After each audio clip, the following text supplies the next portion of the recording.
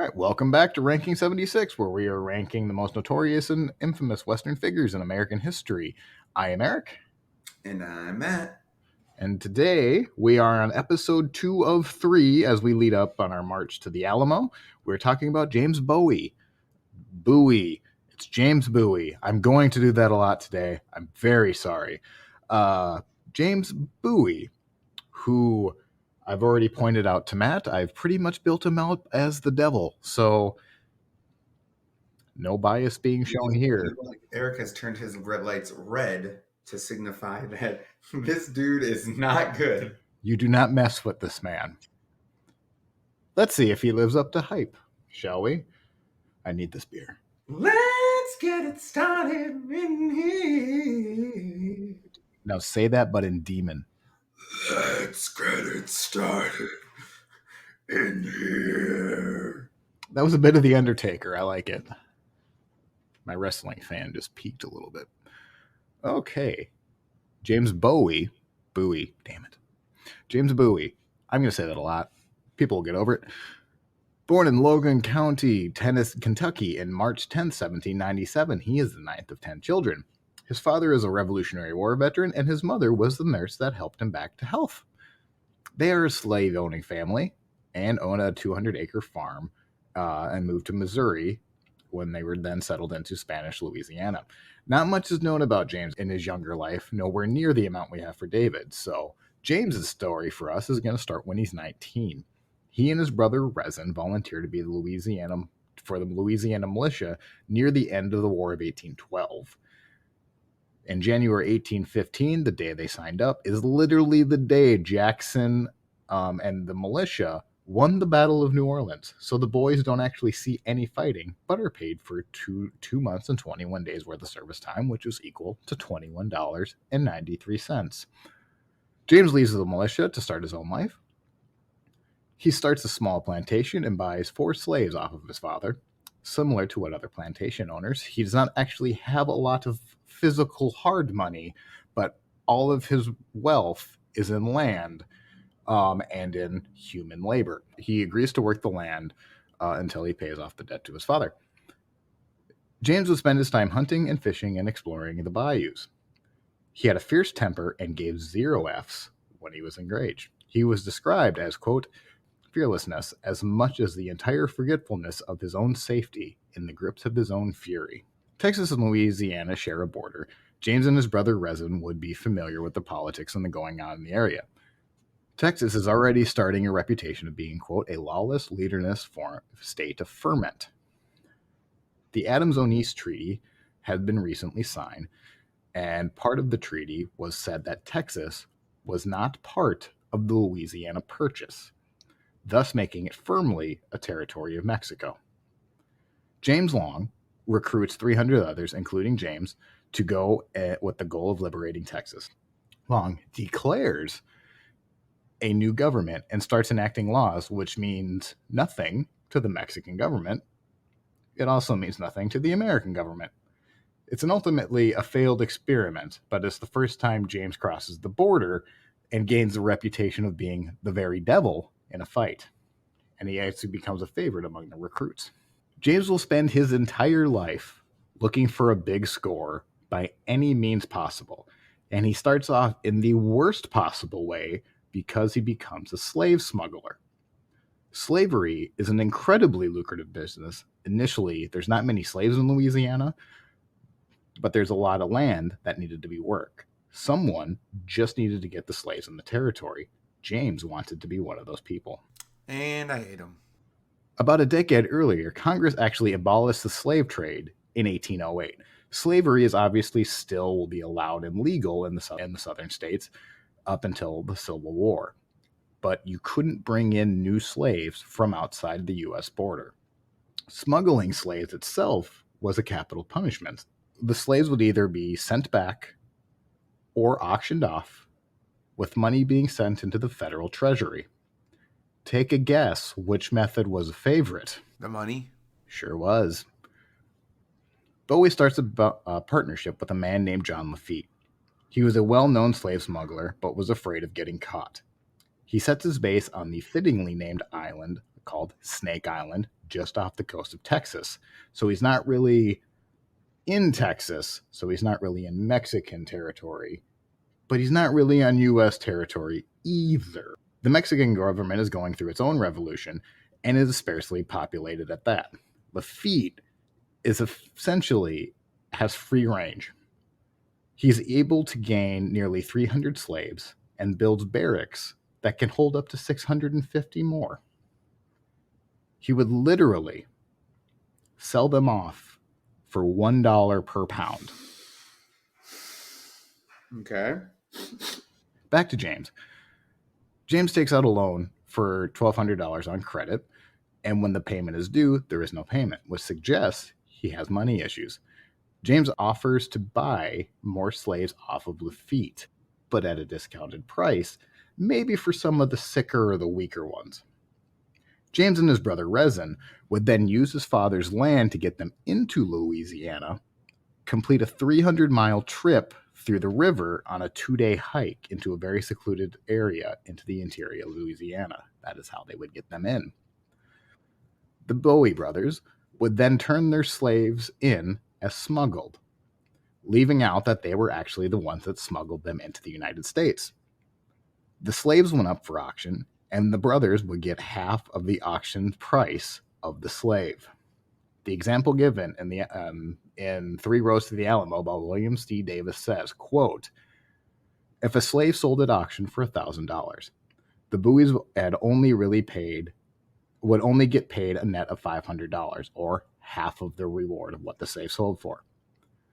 Add that they paid $140 for the slave initially from Lafitte.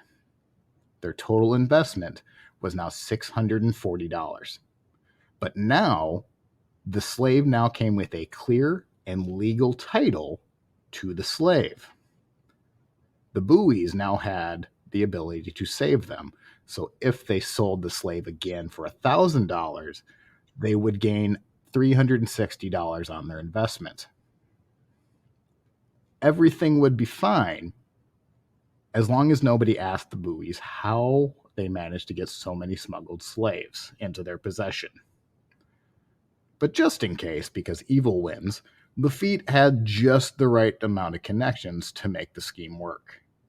In 1819, James and Rezin are able to sell 180 slaves, and by 1820, they had profited $65,000.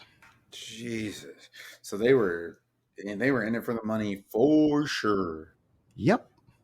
Just God, and no one said a word. Man, you guys are good. yeah.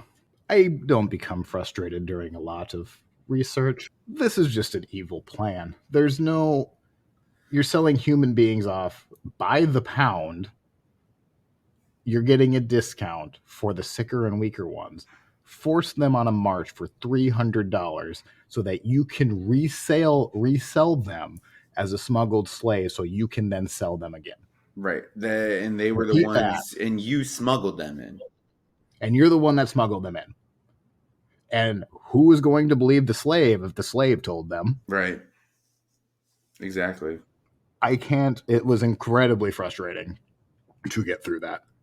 Like, I can't imagine being that cold of a person Right. to ignore other people and sell 180 of them in 1 year to make $65,000. I agree. James leaves the slave smuggling ring to focus on unclaimed land. Simply owning land could bring you in a lot of money in Louisiana in the 1820s. It was Spanish territory until the Louisiana Purchase. The newly acquired territory of Louisiana was about 90% public domain land. However, if you owned or bought land in Spanish Louisiana and had the deed from when you bought it, it would be honored by the United States and you would still have your property. You would still own a lot of that land. But for anyone willing to forge a document, you could start selling land that you had never owned nor paid for. The deed needed 2 witnesses, a seller and a buyer. Then you just needed it to be signed by Spanish officials. If you bought off 2 witnesses and your forgery was good enough, you could pass it through the land office and the land would now be yours. More details on how this worked in a minute. James had actually been a victim of this exact scheme years before that he went to court over. He had purchased land on a forged deed. Bowie was outraged at the moment, but the light bulb went off in his head, and he starts the scheme, but this time in his favor. He dives head first into this scheme.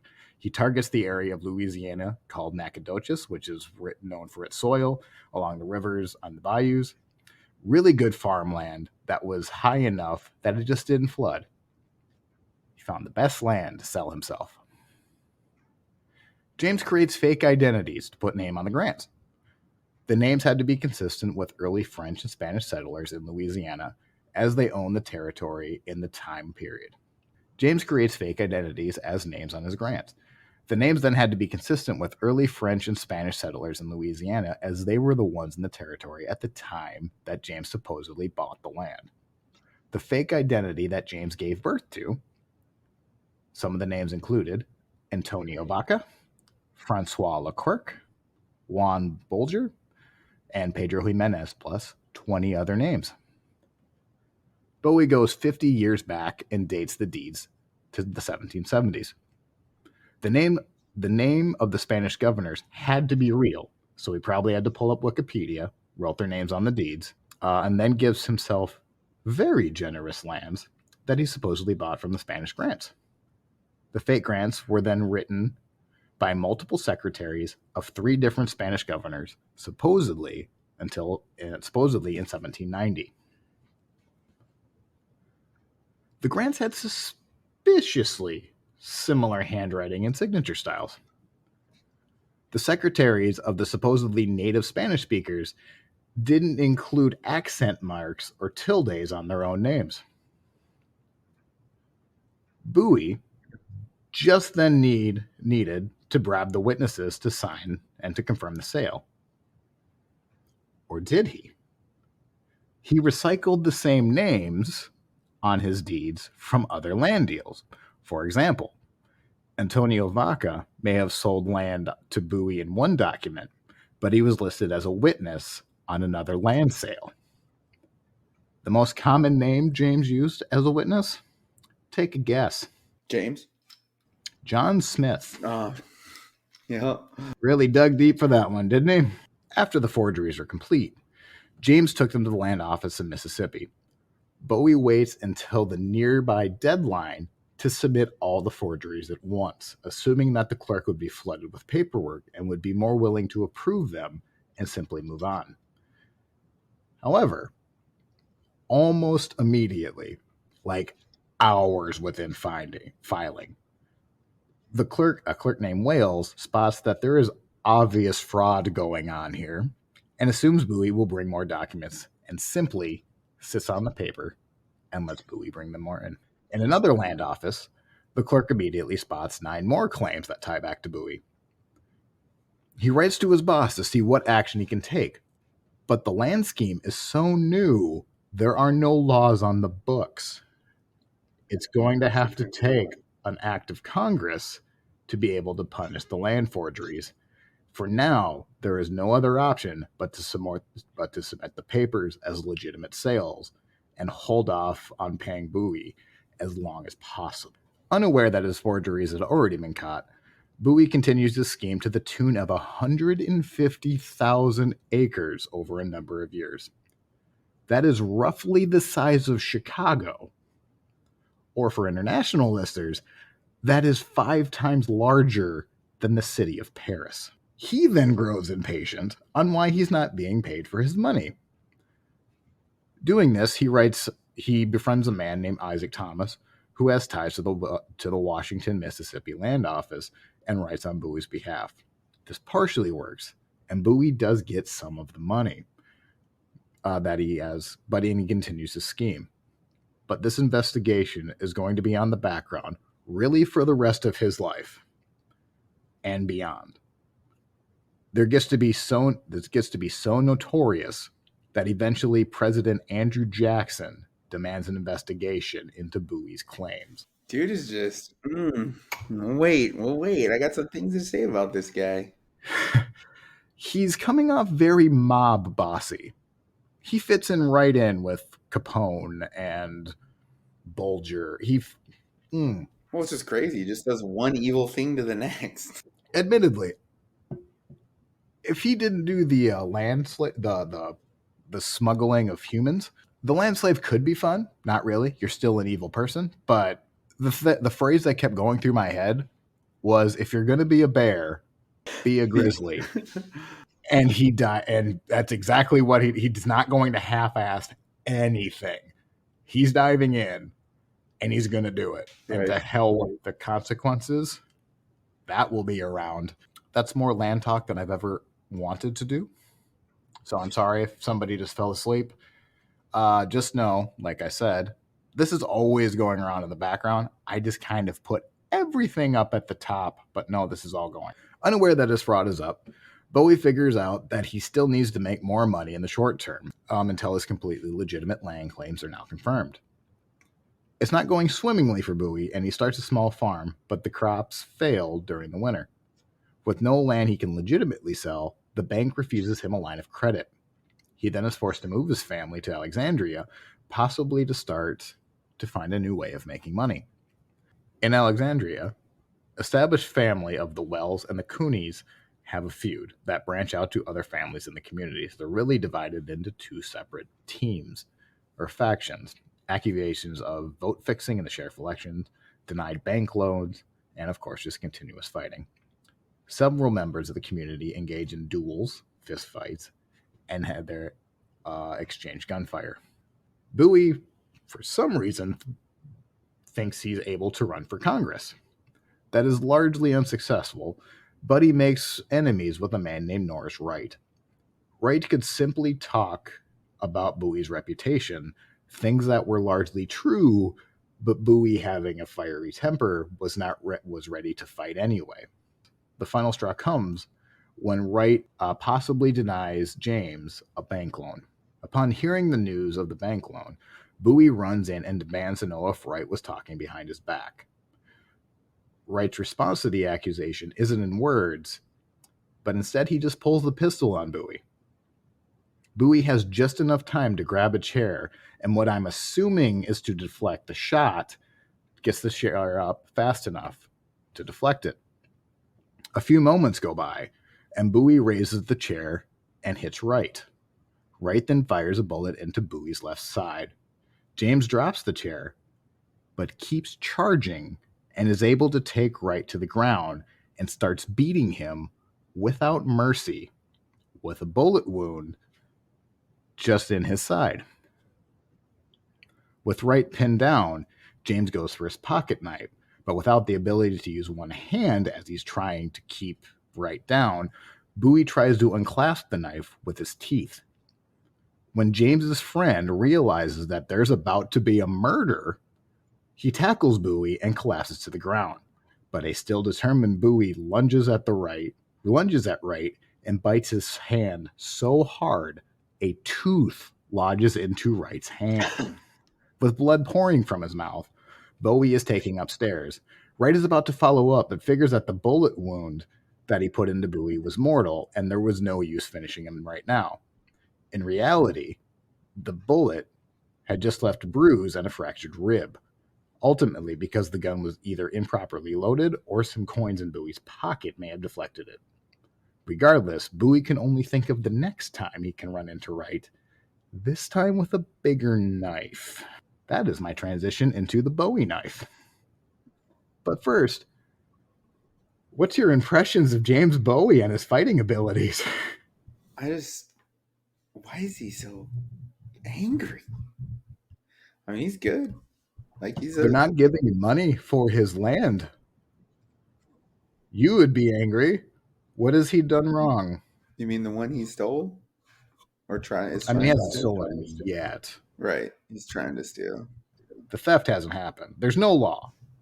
Right, which is interesting. That's funny. I mean, he created something that needed laws. Oh, he didn't originate it. Right. It happened to him, right? Yes, it happened to him originally, and then he thought, well, if they're going to do it, I can do it. I'm going to do it better than them. His mistake was probably doing so much. or just have better yeah, too much, and All his don't handwriting reuse was the the same same. 20 names. Yeah, like it's almost like a fourth grader like signing their parent's signature. It's funny because it's like, wait, I can just imagine the clerk like, okay, this guy sold his land, but then witnessed this land, but then that guy witnessed this. It doesn't make sense. What? Yeah, who? What is? This is the same handwriting. He's putting the same little hearts above the eyes. I don't understand. I There's no way that matters. And then, yeah, we talked about him being the very devil in a fight. Lodging your teeth into a man's hand that you're angry at because you got denied a bank loan. Jesus H. Christ. I mean, god dang, this dude. It's so weird because it's like I know like I've heard of him and I just felt like he's like considered a hero, but we'll see. The Bowie knife. If you're wondering, yes, it is that knife that is named after James Bowie. He isn't the one that designed it. It may have been his brother Resin, or more likely, a blacksmith that the family used. It is a simple straight blade that is 1.5 inches wide and 9 inches long. A sharp edge on one side and adding a cross piece separating the handle from the blade. If you're picturing a hunting knife in your head, you are likely imagining the Bowie knife. Normally, James has it on him, but for whatever reason, he didn't have it in the fight with Norris Wright. If he would have, he probably wouldn't have needed to open the blade with his teeth, and he likely would have killed Wright on that day. While James is recovering, the Cooney and the Wells families continues their feud.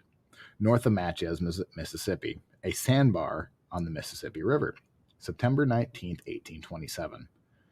Two men, Samuel Wells and Thomas Maddox, challenge each other to a duel. Bowie comes along as Wells' second. Onlookers gather, and when Maddox's party comes in, Norris Wright is among one of his seconds. So Bowie is a second, Norris Wright is a second on opposing sides of a duel field. Again, they're not in the duel. I have a feeling they're going to be. When the shots are exchanged, neither man is hit. However, a bystander named Crane fired upon Cooney, who then fell to the ground. So, not the seconds, someone from the crowd fired on him. Shots are exchanged, and then Bowie hits Crane in the leg. Bowie then calls out, "Crane, you have shot me, and I will kill you if I can." Believing James was very capable, Crane starts to run away. Finding that he has an empty gun, he ended up just throwing the pistol at Bowie. That hits him in the head. That knocks Bowie to his knees. What a great aim. I mean, it's a well shot. It's not going to matter. As Bowie is getting up, he sees Norris Wright, taking aim at him. Before Wright can shoot, a man named Denny came up to Bowie and shouted at James for him to stop. Denny grabs Bowie by the lapel just as Wright is firing. Bowie is hit in the left side of his chest.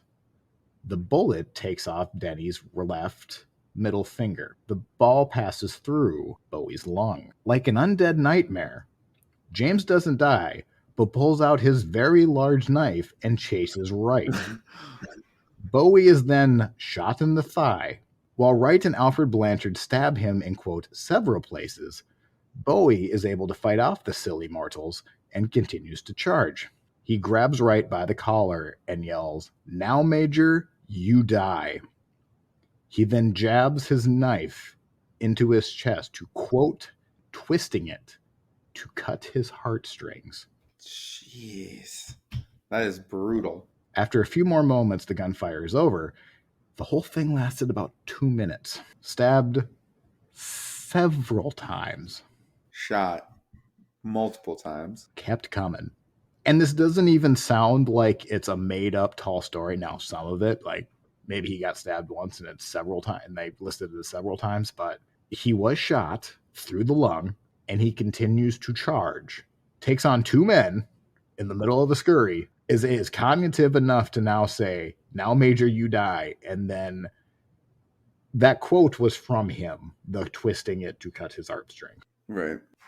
It was from Bowie. Like It was he from Bowie? quoted as saying, "I twisted it to cut his heart." That is what he said after, yes.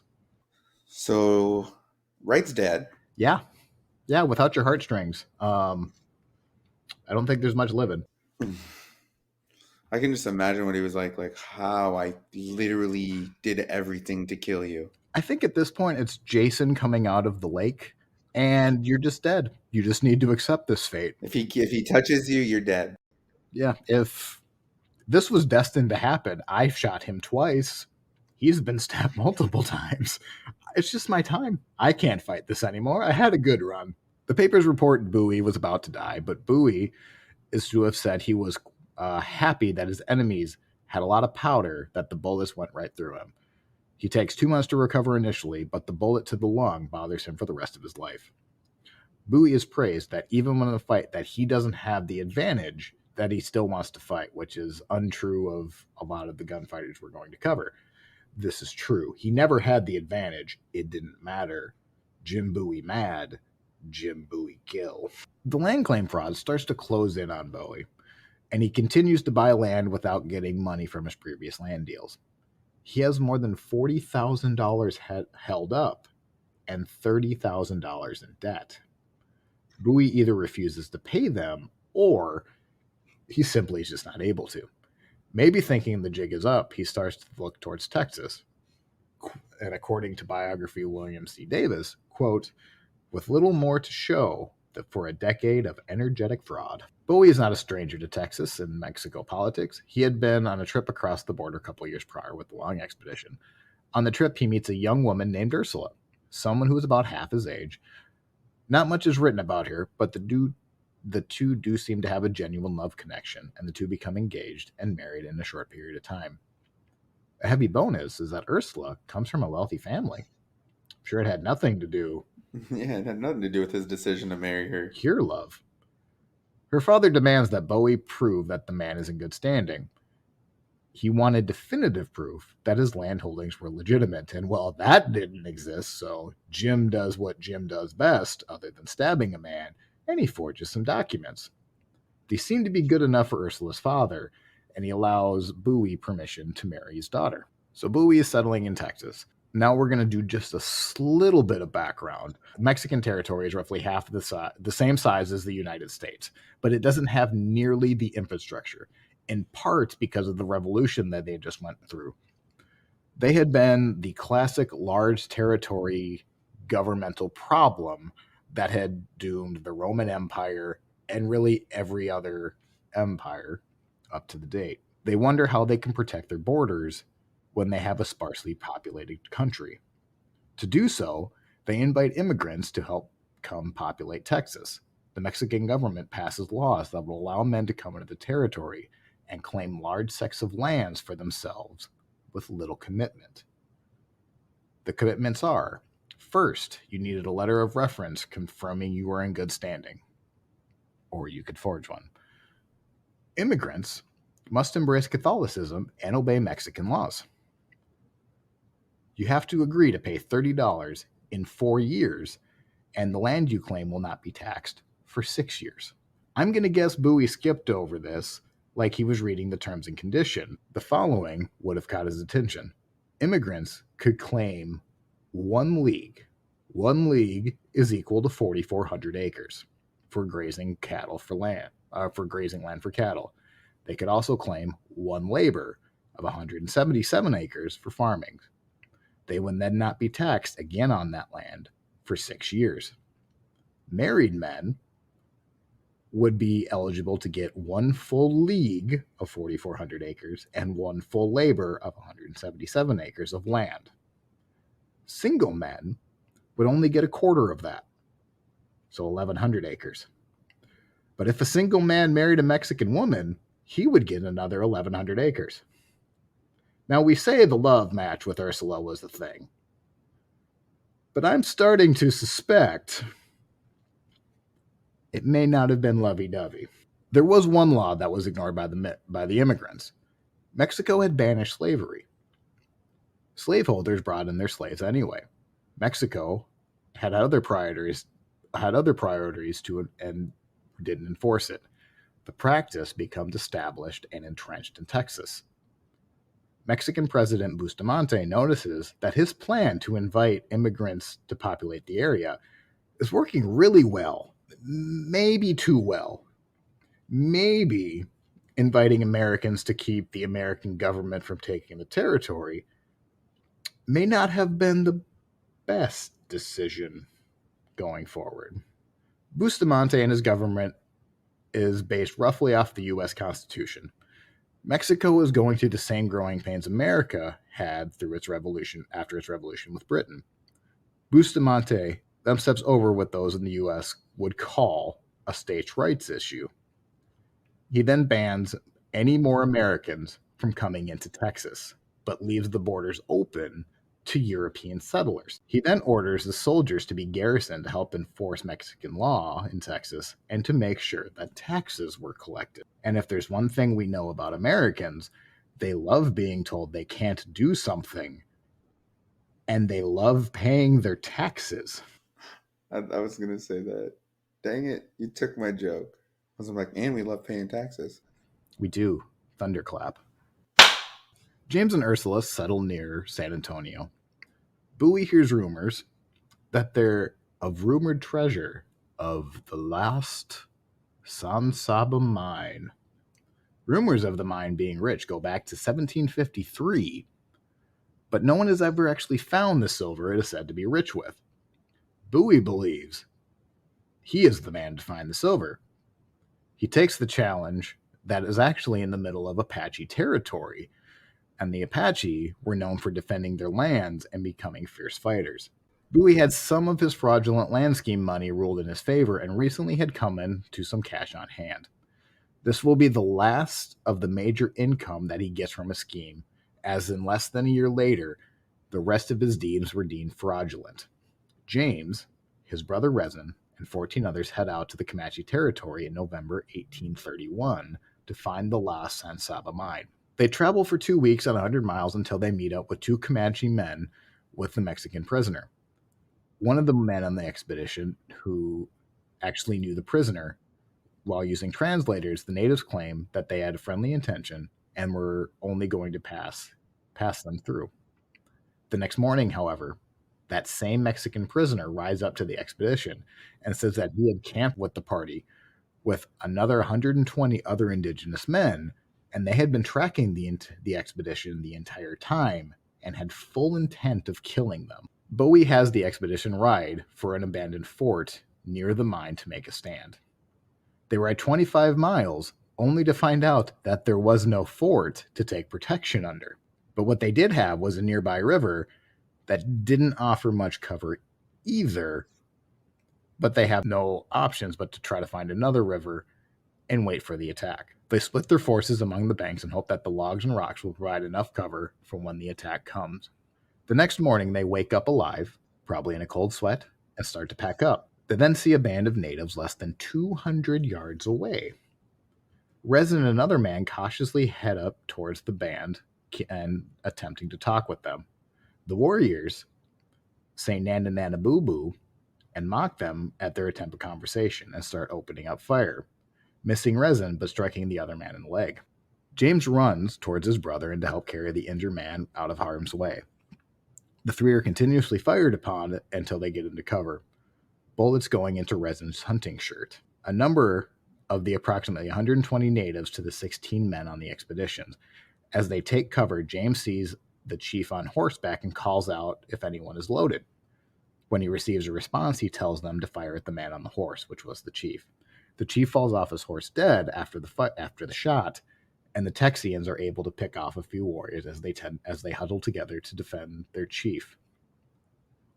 Buying more time, the volley fire continue, but no ambush from the Apache actually happen.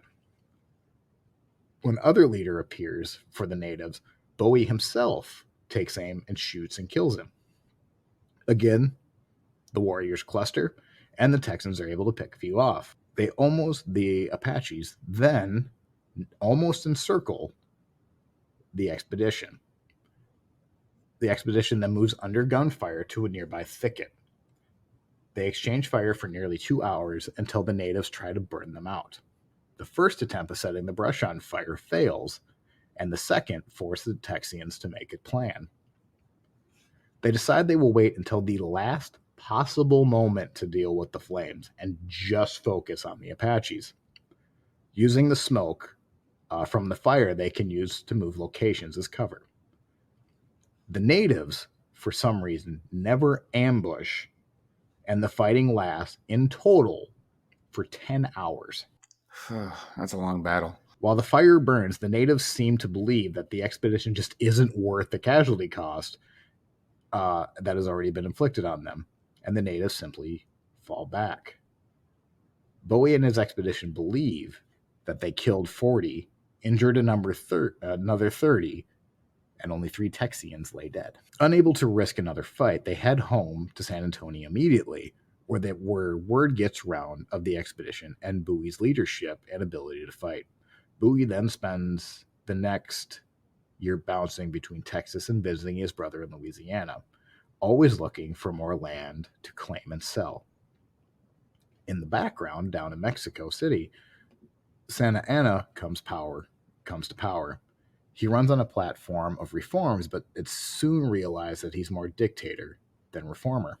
So far, the Texian army is led by a man named Stephen F. Austin. He is familiar with Bowie's name and for some reason is leery of bringing him into his inner circle because he knows he's James Bowie. There is a growing revolutionary spirit in Texas because, damn it, they want us to pay taxes now. Austin would like to keep with Texas and Mexico, as Austin is an impresario and can get a ridiculous amount of land. I can't think of the figure off the top of my head, but it was over 100,000 acres of land because he could basically recruit others in. So it was to his betterment to just keep being a Mexican territory and just keep gaining the land. Austin, though, can read the room and realizes that a fight is going to be coming as the Mexican government start to enforce customs collection and build up the garrisons as promised under Bustamante. Austin asked Bowie to help control Nacogdoches, in part because he knows the area, and in part because he doesn't have anyone else to choose. The order comes a bit too late, as a Mexican colonel named Piedras had recently taken over the town. 300 citizens of Nacogdoches demand Piedras give up the town. Bowie very easily recruits 20 men to go under his control. Piedras is in control of 200 men to Bowie's 20.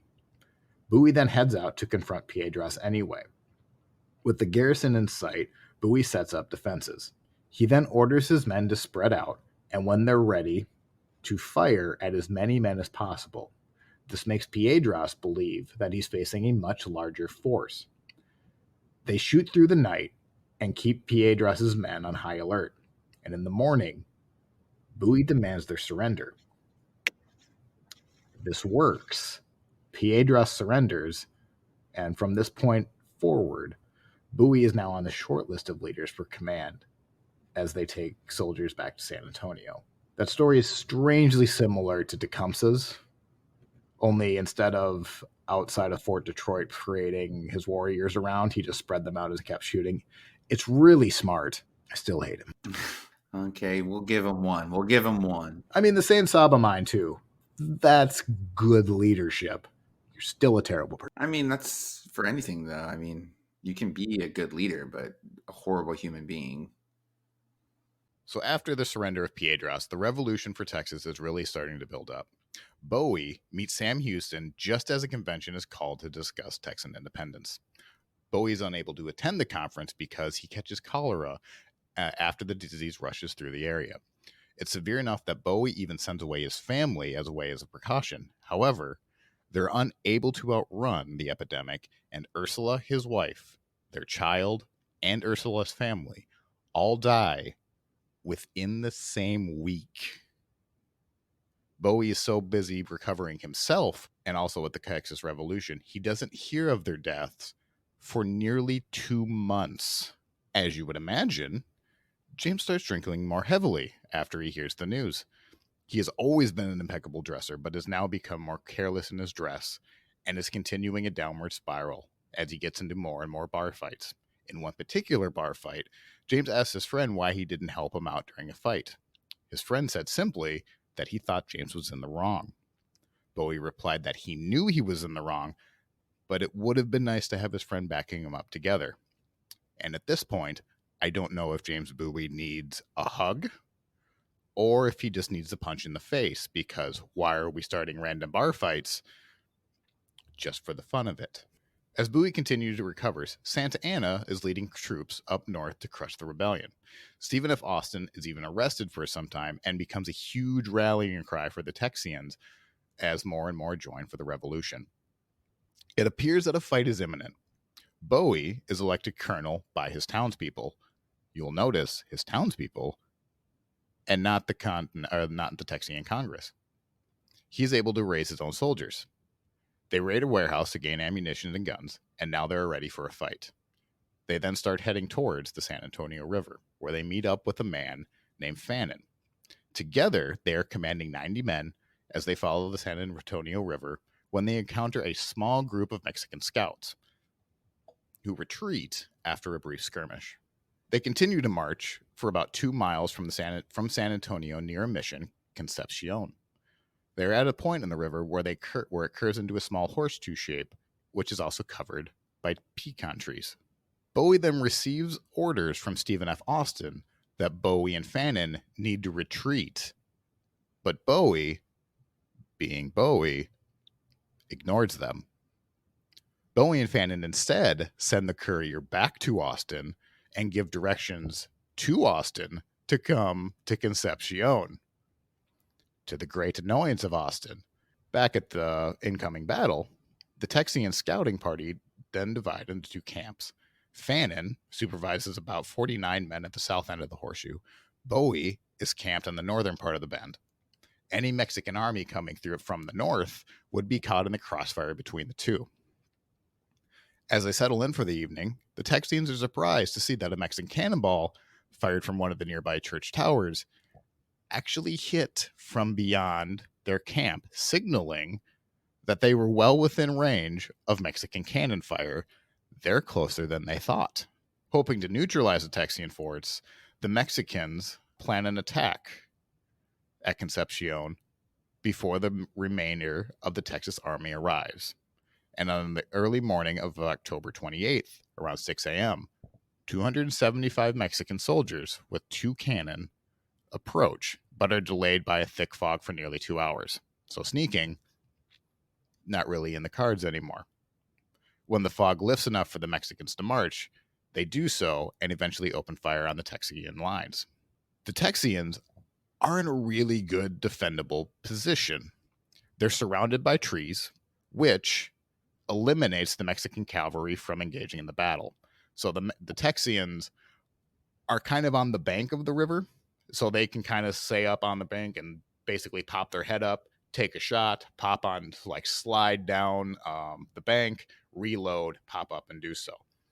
They also have these trees that cavalry charges do really well in an open battlefield, but if they have to navigate around horses, they're just not that effective. So to be able to eliminate a cavalry when you don't have one, it's a pretty good position just to take out an entire section of the Mexican army that they're not able to use.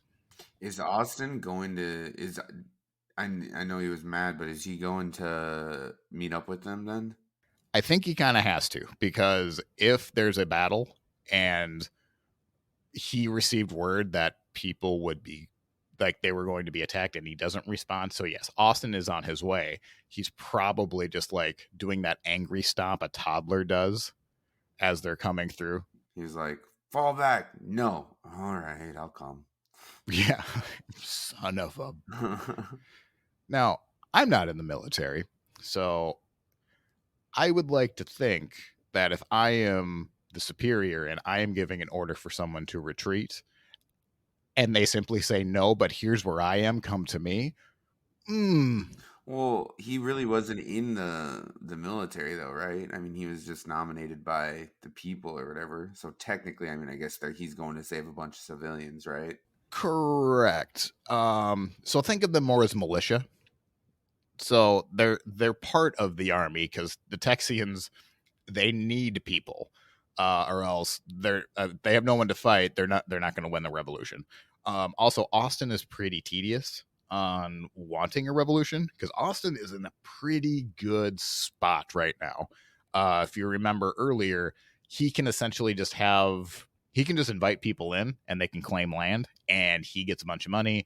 He's in good standing. He wants everything to be a status quo, at least for now.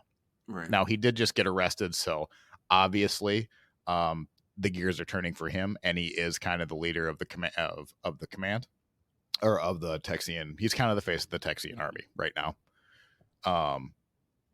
So yes, Bowie is there, but think him more as militia rather than just like this renegade outside. He's not Batman. He's not Texas Batman. Okay. I was thinking more like the Punisher, but Batman works too. No, let's go with Punisher because Batman's my favorite superhero, and I don't want to tarnish Batman with James Bowie. Right. Being outnumbered, the Texians also have an edge in weaponry. Texas long rifles were better quality and can hit from a range of about 200 yards. By comparison, Mexican muskets could only do a range of about 70. In fact, during the battle, the Texians actually have Mexican musket balls hit their uniform and bounce off, causing little damage other than a bruise. The 90 Texians and 275 Mexicans trade fire for 2 hours as the fog begins to fully lift. At that point, 50 Mexican infantrymen move in to surround the Texians. Seeing their approach, Bowie is said to have shouted to his men, "Keep under cover, boys, and reserve your fire, for we haven't had a man to spare." As they move closer, at 300 yards, the Mexican infantry form a line with a cannon in the middle. They began a fire as they advanced towards the Texian positions, to little effect as the volley actually fly over the lines of the Texians, but actually provide snack time for the Texian soldiers because the fire actually hits pecan trees that the soldiers were using for cover. One soldier would write, "Grape shot and canister trashed through the pecan trees overhead, raining down a shower of ripe nuts down upon us. I saw men picking them up and eating them as if with little concern, as if they were being shaken down by a norther." Snack time. Who doesn't want snack time in the middle of their battle? That's hilarious. Well, it's raining down. Okay, yeah, let's do this. It makes me want to it's how intimidated were they of this Mexican forces if they're literally their bullets are bouncing off of them and now they're like, "Ooh, pecans. I want Yeah, some." I bet after the bullets were bouncing off them, they're just like, yeah, I'm not scared anymore. Yeah, I think we're gonna do all right, guys. There's a lot of them, but I'm Superman. I can take a bullet. Can you imagine just getting out like, what was that? Just got a little bruise, like, what in the world? It's a bullet. I'm invincible. Yeah, right. I can do no wrong. And James Bowie is just that, "Yeah, you didn't realize bullets don't cause mortals any damage. What do you mean? Bullets are supposed to hurt?" After the battle in his official report, Bowie remarked that the discharge from the army was a continuous blaze of fire, whilst that from our lines was more slowly delivered, but with good aim and deadly effect. Essentially, the Mexicans could beat them on the manpower, but the Texians with their long rifles and their delicious pecans were able to be more effective hitting the Texian army or the Mexican army. Right. I mean, they could take them out one at a time if they wanted. Yeah, and they had time to reload. Like they're in a good position. Like cuz they're only really exposing their heads to fire and then they can drop down the bank, reload and then, do another volley while the Mexican army is kind of in a prairie area, so they're in an open field. So it's not the best position to be in for them. They just have the manpower to do it, and they have artillery, and supposedly they have cavalry. They should be able to walk in and just take it. In an attempt to break the lines, Mexican officers then charged the Texians on the south side of the Horseshoe Bend, where Fannin was. Bowie sends reinforcements, and as the reinforcements reach, the Mexican infantry falls back, leaving the cannon about 100 yards from the Texian army, and the Texians now take aim at the cannon. In a similar strategy to Saba, as in when the Native American chief came in, Bowie said to take aim at the chief, and then they did. the chief fell, and then everyone would gather around the chief to pick him up and like to remove him from the battle, and then they would pick off Native Americans from there. If you remember that from a little bit earlier, it's the same strategy with the cannon. Whenever whoever goes towards that cannon is now just going to be aimed at and picked off. The Texians take aim and kill 3 sets of gunners who were trying to protect the cannon, and the cannon is soon left abandoned. The Mexicans called for a retreat, falling back behind Texian rifle range. The Mexican cavalry now is able to come in and retrieve wounded men and an attempt to go for the cannon. But as the cavalry approached, Bowie himself leads a charge onto the prairie, and the Texians quickly capture the cannon, turning it around the fleeing Mexican soldiers and thus ending the battle. After 30 minutes of fighting, the Battle of Concepcion was over, and the Texas Revolution just saw its first major battle. And then Stephen F. Austin showed up with his army about an hour later. All just running on the field. Ah! They're all just sitting there eating them pecans. Oh, that would be great. They're like, yeah, we're ready. Like full war paint, everything. And they just see everyone like laying down, arms behind their head. Right. Picking the grass like bored. What's going on, guys? Oh, hi. Do you want a peekin'? It sounds like the Mexican army they were facing weren't very good at their jobs, huh? I think well supplied is probably the term. And I mean, yes, I think Mexico just went through its own revolution, and it's going to kind of continue throughout the rest of the century. The Mexico does not have nearly the infrastructure that the United States have. So even just the ability to make musket balls, America's kind of past its revolution period where now they can start focusing on like industry and economy, to where the Mexican government is just worried about not being overthrown this month. Right. Like, not being taken over again and again. And they also have a huge territory. I mean, it's still what we consider Mexico today, plus Texas, plus New Mexico, plus. It's a huge area. It's a reason they invited the Americans in, right, to their border so they could populate the area so the Americans couldn't take it over.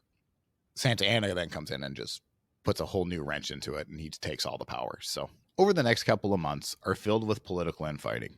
Long story short, Bowie and Sam Houston both sour on Stephen F. Austin and Austin's hesitancy to attack. When a vote is held 44-3 in favor of Austin and therefore in favor of not attacking, Bowie, under protest, steps away from the army. Only for a short time, because Bowie, cough cough, only leaves the army for a couple of weeks and then is back in San Antonio. But it's how tedious on just how official James is as part of the army. When word of the Mexicans had a pack train to unload the supplies, James, cough cough, and 30 horsemen ride out to check it. Bowie met the freight train and charged. They fought off several assaults by the Mexican infantry, and the Mexicans retired with a loss of 60 men. As the train is loaded with bales of grass and garrison for livestock in the garrison, the clash is called the bar fight. And yes, there is a lot more to that. I just thought we just got done with the Battle of Concepcion, so I wanted to kind of limit that. The grass fight is a pretty big deal in the Texas Revolution. I just very briefly skimmed it over. Bowie receives a letter from Houston dated on December 17th, suggesting a campaign against Matamoros. The expedition itself is approved, but the issue of command is muddled by political rivalry between the Governor Smith and the council, both of whom rejected Bowie, and Houston now has to find another assignment for Bowie. That assignment was to go to a small mission in San Antonio known as the Alamo. On January 19th, 1836, Bowie, cough cough, arrived at the Alamo with a detachment of 30 men. He carried orders from Houston to actually demolish the fortifications and to bring supplies elsewhere. An issue arises between Bowie's men and the commanding officer of the fort, William Barrett Travis. Bowie's men, cough cough, will not fight with anyone other than James, but Travis is the official commander of the Alamo. We'll get more into this into Travis's episode, but Travis has to hold an election just to keep the men in camp. The vote is held, and Bowie ends up winning co-commandership of the garrison. Bowie, cough cough, pulls a Bowie and celebrates by getting drunk. But not only while he's drunk, he needs to celebrate by taking out prisoners and parading them around the garrison while the soldiers mock them. That's pretty mean. And I think it's also now becoming very clear why people are so hesitant to give him a command of anything. I don't think he really understood why nobody trusts him. People won't give him land anymore. They're not giving him command of soldiers. You seem somebody very self-oblivious. On February 13th, Bowie, cough cough, and Travis work out a compromise, giving Travis command of the regulars and Bowie command of the volunteers. Both men have joint authority over the garrison, over the orders, and over the correspondence. That always goes so well. Let me go again. Both men have joint authority over the garrison, the orders, and the correspondence. 10 days later, Bowie and Travis learn that some 1,500 Mexican cavalrymen were advancing on the Alamo. Travis and Bowie then dispatch asking for help. To their surprise, hours after sending the letter for asking for help, the Mexicans march into San Antonio and request a parley. And without consulting Travis, Bowie asked and received the terms. Now, the terms don't matter. The terms are very simple. You're going to surrender right now. Bowie, the man with joint command over correspondences, sends back his answers saying he rejects them. Just opens the paper and it just goes, nah. Nope. I think I'd like to think he crumpled up the paper, ate it, and then spitballed it back to them while Travis is just in the back No, it was one of those love letters, open it up, surrender, check yes, no. And then that's why they got mad, because when the Mexican army opened up, he wrote a third box that was never, broke never. Yeah, broke Then their heart. He drew a picture of a stick figure holding a sword. Never. It said, come at me, bro. No, he's just saying that at the top of the fort, puffing his chest, what you gonna do? Yeah. What? I mean, maybe he was so maybe he had such a big head from the Battle of Concepcion. I mean, the Battle of Concepcion, the Sandbar fight, San Saba. Right. This ego has been building really since he human trafficked human beings to the tune of $65,000. Because that's what terrible people do. I truly do. Okay, so Bowie rejects the orders. The next day, on February 24th, Bowie, cough cough, then collapses, ending his participation in the commanding of the garrison, most likely from an advanced case of tuberculosis. He was confined to his cot for the rest of the siege and urged his volunteers to follow Travis. He was occasionally carried outside to visit his men. But for all intents and purposes, James Bowie's last major contribution to the Alamo was rejecting the Mexican terms. Was causing it. Well, I think it was going to happen anyway, so did it really matter? Surrendered. I don't think they were going to surrender. There's a lot of pride in that. Right. So here's the thing. I think it didn't matter who sent the correspondences back, whether it was Bowie or Travis or together. So maybe I'm overblowing that a little bit, but if you're going to take co-commandership and then just do stuff on your own anyway, including getting drunk and parading soldiers around to embarrass them, and then also just responding back without consulting to Travis, not great. So anyway, Bowie, now sick, advanced tuberculosis, most likely. There was a rumor, or some historians thought he was actually taken out from trying to place a cannon and it ended up just falling over. But I mean, James Bowie is made out of steel, so that obviously wouldn't even affect him. He'd laugh at that. He probably just jumped off himself. He'd do a cannonball into dirt onto concrete. Yeah, I was testing out the cannon, so he said, "Shoot me." See if it'll, Yes. see if it works. Was it like those like the monks where they could just continually getting kicked in the groin, can't feel Yeah. pain? It was just that, but with cannon fire. That's how he worked his core. Yep, it works. Yeah. Okay, next person up. Who wants to try? On March 6th, the Mexicans marched before dawn, where all 188 defenders of the Alamo perished.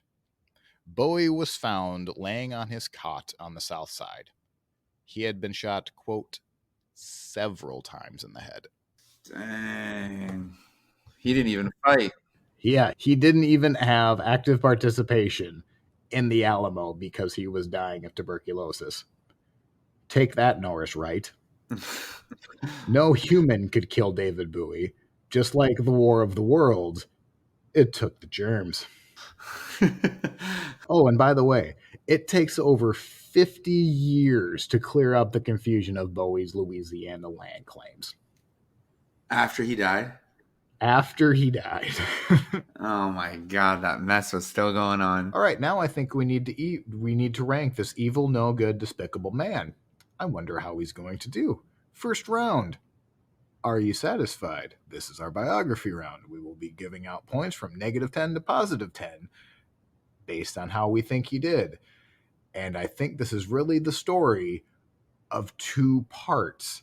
The first half is absolutely horrible, and the second half is okay, I guess. It has some good moments in it, but it's really soured by that first part. Yeah, and it's just weird that they I don't know, you never see someone's early life before like what they're known for, and since I guess he's known for the Alamo, everyone considers him this, they held the Alamo, when in reality it's his early life was not good. No. And I wonder if you take out the slave smuggling, and you can't, and we won't, I can forgive the land scheme. Because whatever. It's, if anything, I would probably be giving him some clever points if he wasn't so god awful at his forgeries. Right. The scheme itself, he didn't originate, but I could give some props. He was definitely onto something when he was doing it. He just executed probably the worst you can execute.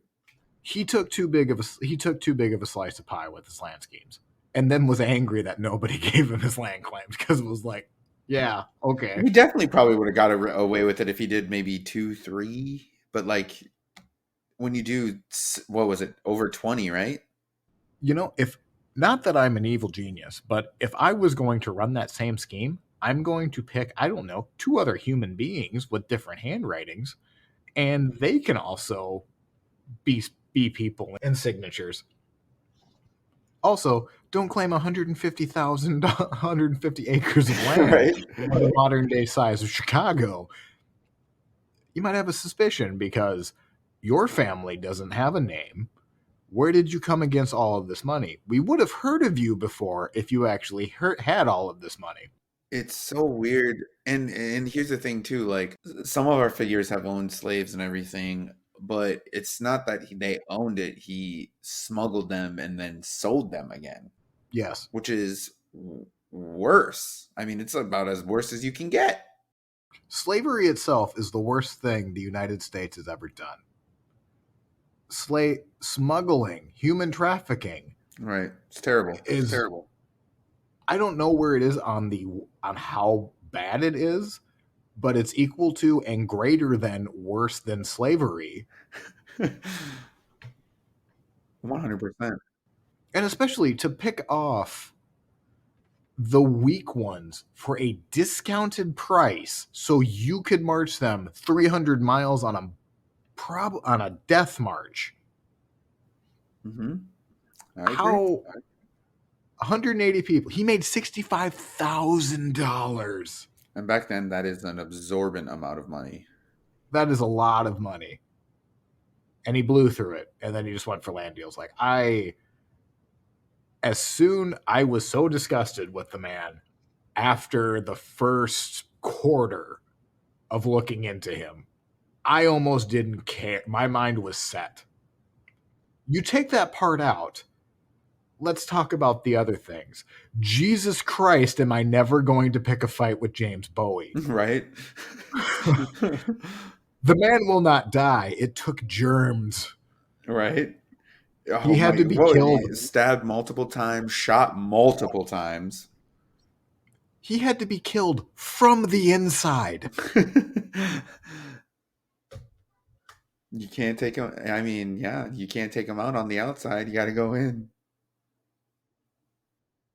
Well, I mean, technically, he was dead already because of tuberculosis. Like he was gonna die, but I mean, he did get, shot in the face quite a bit. I mean, he wasn't shot in the face. He was shot in the lung, though. That can't be pleasant. No, at the end, when they like were identifying the Oh, body, yeah. he was shot in the face multiple times. Yeah, that is true. I wonder if, I mean, it says he was shot, quote, multiple times. Normally, one bullet to the head will do the job. I wonder if he just didn't keep charging. No mortal human would kill him. But he was still getting up. Wait. He is one hockey mask away from being Jason. If he had long fingernails, I think he's Freddy Krueger. In your dreams, right? He's horrifying. Also, he would fit right in. He is so perfect for the 1920s mobster era. Land schemes, murders. Yeah. Uh, Human trafficking. I mean, yeah. what's your rank gonna be? I mean, his story. So our ultimate baddie right now is Jesse James. We both gave him a -9. I'm going to save a lot of the punishment of the slave smuggling for the next round. But he does have some good stuff. He was a good military mind. He made a general or a lieutenant surrender with 20 men. We gave Tecumseh huge praise for that, for when he essentially did a similar tactic. He also, I mean, the Saba mine, that was him money chasing. He put himself in that situation that he was well aware was that dangerous of a situation. He still handled himself well. He still came out to help a man who had been shot. That's all good. He then married a woman that William Davis said was for love. I think there's more than enough evidence to point of that Ursula was more land acreage than a love connection. I'm really conflicted with this particular. It's going negative because I'm not going to get over the slave smuggling. The land scheme, I would probably give positive points because that's a crime. That's a victimless crime, unless you're the one that got the land deeds. I'm going to go. I'm going to go -6. Six. You're doing the same thing? Yeah. I was gonna say -6 too. I mean, we did at the same time, right? Oh, look at us. Jinx, you owe me a beer. Coming at you. Which, by the way, nobody can see this because this is an audio podcast, but I had to drink the strongest beer I had to get through this episode. He was very depressing. Very depressing man. Next round, where we can smoke this mother. Be sure you are right, and then go ahead. This is our morality round. -10 to +10. I'm gonna do, I think, a -10. You are going 10. I am very tempted. I wasn't, Unforgivable. even at the beginning of the week, I didn't think I would go -10 because I still want to save that for one particular human being. But I'm completely fine sharing a -10 with James Bowie. You Bad mamma jamma. miserable human being. Next round, nothing else to cover. -20. To hell with the consequences. This is our crazy or clever round. Matt and I are going to hand out points between -10 and +10 if we think he was crazy or if he was clever. I'm really conflicted in this one. Yeah, what was he? Was he crazy? Was he clever? I don't think he was that clever because he didn't get his land deals. Like No, he copied that. I think that's outright crazy points to think he'd get away with it. Right. I think I'm gonna do. So what I do want to say, in his clever, he was good in battle. if you were looking strictly at his military career, it's not bad because he did, like, again, during Saba, when someone was shot, he did put himself in the line of fire to bring him back. During the Battle of Concepcion, he was able to organize fighters in order to fight them off. He was able to gain loyalty from his troops and from his recruits because he was a good fighter. And also, I don't know if this is good or bad, he got stabbed several times in one fight and still killed a guy. That's pretty crazy. I don't even know if crazy covers it. That's insane. Where does that even rank? Like, it's not the. I think you need to save the -10, but like, Jesus Christ. No, I He wouldn't was say a that. man possessed. I was gonna do like -7. You did give Jesse James -8. Yeah. I think that's. See, I just don't think he was that crazy, though. Because crazy to me, like, there was a Roman emperor that literally thought he was a chicken, if I remember right. Like, that's crazy. He was very much of sound mind. If anything, I think he's clever. So, like, I can understand how you want to score him as -7. I think that's a legitimate score. I just don't think he was dumb. I don't think he was crazy at all. Other than he again, if you're gonna be a bear, be a grizzly. Right. I just don't think he thought of consequences, which is ironic for this round. I'm gonna go negative, but I think I'm only gonna go like -2. I don't think he's that crazy. If anything, I think he's clever. Yeah, I just think I don't know. I don't think he's. I don't know. I don't think he's. I don't think he's clever. Yeah, that's fair. I'm not going to give him positive points because F this guy. Okay. Score recap. In Are You Satisfied? He had -12. And Be Sure You Are Right, -20. Hell with the Consequences, -9. That brings his total score to -41. So from here on out, Matt and I are going to continue to still hand out scores between 0 and 10, only we're going to continue to subtract because we're not going to give positive points to this man. The next round, draw. How screwed are we in a duel with James Bowie? I think we're very screwed. We're in trouble. You gave Jesse James as their only other threat. You gave Jesse James a -8. I gave him -9. I think I'm gonna do -9. You are? This dude's not dying. I mean, what gun do I have? Do I have a multiple repeating? No, you have if I have one pistol. shot. If I have a Tommy gun, if I have an Uzi, I'm feeling I might be able to stop him right by the end of the clip. I just does he only get a knife? Does it matter he only gets a knife? He's like the John Wick, right? Or he's an evil John Wick. I'm sorry. I've never seen John.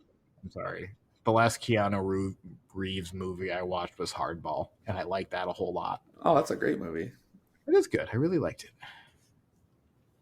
Okay. So you gave him a what? Oh, negative. I think I said 8, right? I don't remember. It's -8 now. Somebody will correct us. I gave Jesse a -9. I'm going to go -7. Yeah, I think -7 is fine. That is -15. Next round, Legacy. How well known is he? Again, we're going to give the score out from 0 to 10, and we're going to subtract however many points. What is his legacy? I think he's like Crockett. He's pretty well known. I mean, shoot, there's a knife after him, right? The Bowie knife. That's true. Yep. What did I give Crockett? You gave Crockett a 6. Yeah, I think I'm gonna go 7. I think he's a little more well known. What made for? Well, nobody's going to make a movie on James Bowie unless it's from Camp Crystal unless Lake. It's very falsified. I mean, I mean, they did make a love story out of Jesse James, so you never know. have you watched it? No, we're not. This isn't about Jesse James. Never mind. I'm very curious. Anyone who has watched The Assassination of Jesse James and listened to our episode, if you now can watch the movie with Brad Pitt and think of Jesse in the same light. So you are at -7 for Legacy. I don't think he's that well known, but you did kind of sway me with the knife. Because if you know his name, it's the Bowie knife. If you know him for a second thing, it's the Alamo. The third thing would be the Sandbar fight, which he cut a man's heart with. So I'm not going to be as generous as a 7, although I don't think that's a bad score because he is known for that knife. In the positive, who can I compare him to? Is his name as big as Calamity Jane? I don't think so. Is his name as big as Crockett? I don't think so. Is his name as big as Daniel Boone? That might. I still think Daniel Boone's a bigger name, and I gave Daniel a 4. I think I'm going to go -4. I think that's going to be my deciding answer. That brings his total score for Legacy as 11. Next round. Death bonus. He died at the Alamo. We're going to be adding points from 0 to 2 as bonus points if we think he had a cool death story. Died at the Alamo. We gave Davy Crockett. I think he died terribly. In a cot. To be fair, we don't really have reports. We do, but really don't have that much on other than he was laying in bed and he was shot multiple times in the face, which is fitting. I feel no mercy for James Bowie. I'm going to say 0. I'm going to go 0.5 because, yes, it seems very anticlimactic that he does all of this fighting. As far as we know, he could have just marched out to Santa Ana and just snapped his neck with one arm, and then Texas would have won its revolution. The man would not be killed unless he was killed from the inside. So I'm going to go -0.5 because it was in the Alamo. That's well known, and it's fine. It's just a bonus point. Okay, next round. Counting coup. Confirmed ish kills, and we're going to divide that number by 10. He was a soldier, so I think we can give him the token 10 for the 1 point. Other than that, I can think of Norris Wright. I am tempted to give him the fate of 180 enslaved people that he sold, but that's probably breaking the rules too much. So I think 11 is probably the number I'm going to put in here. So 1.1? 1.1. That brings James's total score to -68.6. He's a baddie. Don't sell people. Our ultimate baddie right now is Jesse James. He's at 87.9. He is now in second place as far as our baddies go at -68.6. On the good side at 70 points, just to give you an idea, our points leader of positive is Tecumseh at 70, and then we gave just Billy the Kid 68.1. So that's where he stands for selling people. And now we need to flip a coin to see whose team he's on. If he's competitive, I like whose ever chances he's on. I think he's worth drafting. But I'm not going to feel good about it if he's on my team. I will actually. I'm not even going to flip this coin. Would you like to draft? I will draft him if you don't, but I want to give you the first right of refusal. I'll take him. You will take him. Why are you taking him? I feel like he is gonna go far on name recognition, and I mean, his story is interesting. It's not like it's completely boring, fall asleep. You know, I mean, he did horrible things, but overall, like, he still did things. Yes, he is interesting. He is worth talking about. Right. I just wish he didn't smuggle. It all comes down to this slave smuggling, doesn't it? Yeah. I mean, I mean, he was a slave owner. It's one thing I'm not going to look the other way if you're because like if you're a slave owner, you're still a miserable human being. But that really is the most of his negative points. So if somebody wants to come at us for strictly judging him based on that, I don't care. He was a miserable human being, and he was set by that by the time he was 25 years old. So I feel good behind it. I think he is worth having on a team. Just to give a recap on the teams, because we haven't done that in a while. Matt's team is Wild Bill Hickok, Calamity Jane, Jesse James, and James Bowie. My team is Billy the Kid, Daniel Boone, Tecumseh, and David Crockett. Our single free agent is Tenskwatawa, and that is James Bowie. If you like what you heard today, go ahead and give us a like and subscribe and leave us a review. We would love that. We love hearing from you. We do have an email, ranking76pod at gmail.com. You can follow us on Instagram at ranking76podcast. And we do have a Facebook group, Ranking 76, the American West. Go ahead and follow that group. Again, we appreciate you listening. I'm Eric.